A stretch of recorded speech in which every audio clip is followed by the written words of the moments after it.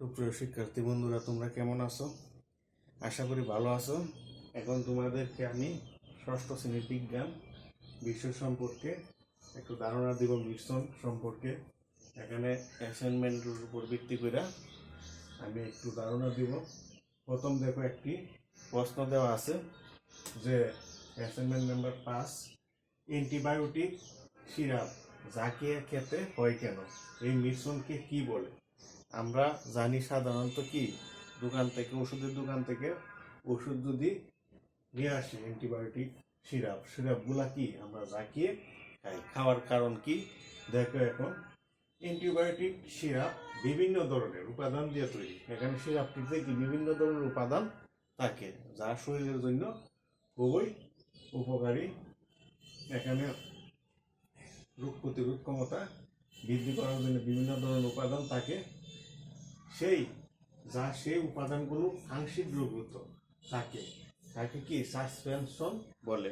এই উপাদানগুলা সিরাপের মধ্যে বেশি দ্রবীভূত না, আংশিকভাবে দ্রবীভূত বলে, তাকে কি বলে? সাসপেনশন বলা হয়।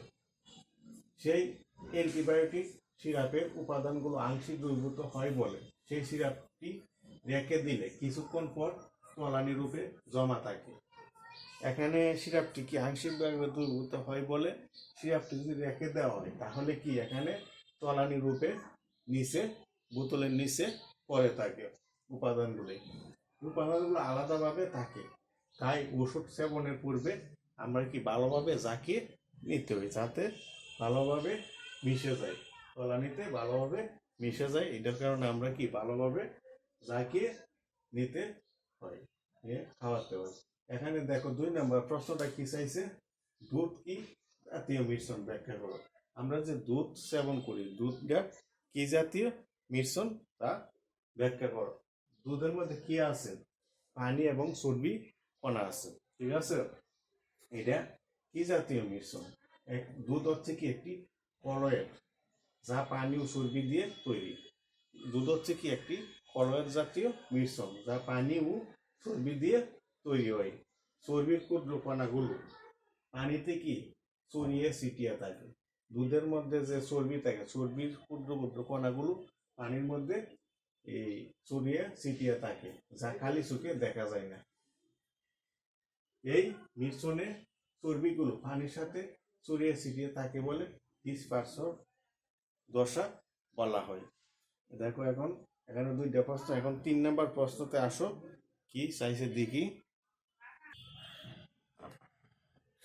দেখো শিক্ষার্থী বন্ধুরা, এখন একটা প্রশ্ন আছে 3 নম্বর, নিচের ছবিগুলো দেখে এবং 2 নং প্রশ্নের উত্তর দাও। এখানে যন্ত্রের মধ্যে কি একটা হলো জাতি আর একটা হাতুড়ি, 2টা চিত্র দেওয়া আছে। তোমাদের অ্যাসাইনমেন্টের মধ্যে দেখো তোমরা 2টা চিত্র দেওয়া আছে, একটা হলো জাতির চিত্র, একটা হলো হাতুড়ি। মানে জাতি কোন শ্রেণীর, এই লিভার যুক্তি দাও কিভাবে যান্ত্রিক সুবিধা বাড়ানো যায়। এখানে কি দেওয়া আছে, জাতিটা কি 2য় শ্রেণীর লিভার, জাতি হলো 2য় শ্রেণীর লিভার, জাতি হলো 2য় শ্রেণীর লিভার। এখানে যে 2য় শ্রেণীর লিভার, এখানে যুক্তি কিভাবে, এক্ষেত্রে বার তাকে কি মাস্কার এবং প্রযুক্ত বল ও ফালক্রাম 2 প্রান্তে অবস্থান করে। এখানে কি 2য় শ্রেণীর লিভারটা কি, এখানে একটা জাতি দেওয়া আছে 2য় শ্রেণীর লিভার। এখানে কি মাঝখানে এই সত্তা জাতির মাঝখানে যেটা থাকে, আর এখানে কি একটা কিভাবে থাকে, মাঝখানে থাকে, এটা দিয়ে কাটা হয়। ফালক্রামটা থাকে মাঝখানে এবং 2 পাশে কি চাপ দেওয়ার, এই অবস্থান, চাপ দেওয়ার জন্য 2টা অবস্থান থাকে। এখন দেখো জাতি এবং কিভাবে যান্ত্রিক সুবিধা বাড়ানো হয়। এখানে কি জাতিরা কি কিভাবে যান্ত্রিক সুবিধা, এখানে জাতির ক্ষেত্রে বর, যেমন সুপারি কে যত বেশি ফালক্রমে কাছে রাখা যাবে, সুপারি কাটতে কি তত কম বর প্রয়োগ করতে হবে। এখানে কি সুপারি কাটার জন্য বিশেষ করে জাতিটা আমরা ব্যবহার করি।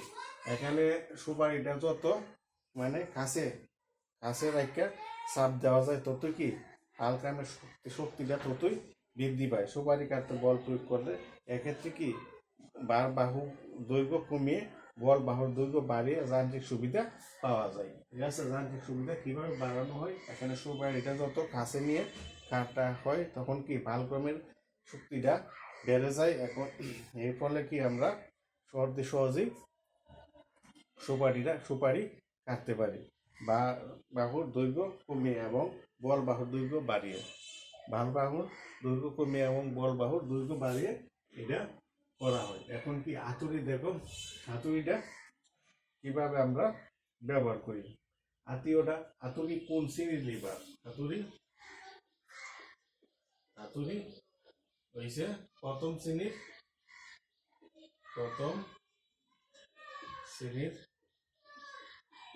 লিভার। হাতুড়ি প্রথম শ্রেণীর লিভার। এখন প্রথম শ্রেণীর লিভার হওয়ার কারণ কি, এক্ষেত্রে কি বালক্রমের অবস্থান প্রযুক্ত বল ও বারের মাঝখানে থাকে। বালক্রমের অবস্থান কি প্রযুক্ত বল ও বারের মাঝখানে থাকবে, তার কারণে কি এটা প্রথম শ্রেণীর লিভার। এখন কিভাবে যান্ত্রিক সুবিধা বাড়ানো যায় দেখো, হাতুড়িটা একটি হাতুড়ি সাধারণত কি দুই প্রান্ত থাকে, এক প্রান্ত দিয়ে কাঠে লোহা ঢুকানো হয় এবং অন্য প্রান্ত দিয়ে কি কাঠ থেকে লোহা বের করা হয়। হাতুড়ির দুইটা প্রান্ত থাকে, একটা কি লোহা ঢুকানো, অপর প্রান্ত দিয়ে কি কাঠ থেকে হাতুড়ির এই লোহাটা বের করে নিয়ে আসা হয়। হাতুড়ি দিয়ে যখন লোহা বের করা হয় তখন কি হাত দিয়ে হাতুড়িটির হাতল ধরে বল প্রয়োগ করতে হয়। এটা একটু লিভারের মতো কাজ করে। আবার যেখানে লোহাটি থাকে তার পাশে পেঁচ দিয়ে এটি কি উঠানো হয়, পালক্রাম হিসেবে কাজ করে। আচ্ছা, পালক্রাম হিসাবে কি কাজ করে, দেওয়ালটা যে দেওয়াল কিংবা কাঠের মধ্যে লোহাটা দোহানো হয় তখন কি এটা পালক্রামের মতো কাজ করে। এক্ষেত্রে লোহা বের করার বাধা বার হিসেবে কাজ করে।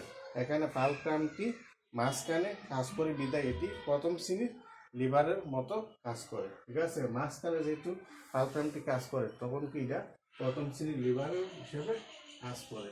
এই পর্যন্তই। ঠিক আছে বন্ধুরা, তোমরা ভালোভাবে অ্যাসাইনমেন্টগুলো সঠিকভাবে জমা দিবা।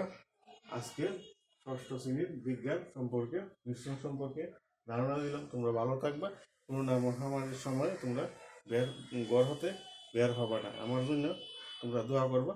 আজকে এই পর্যন্তই থাক।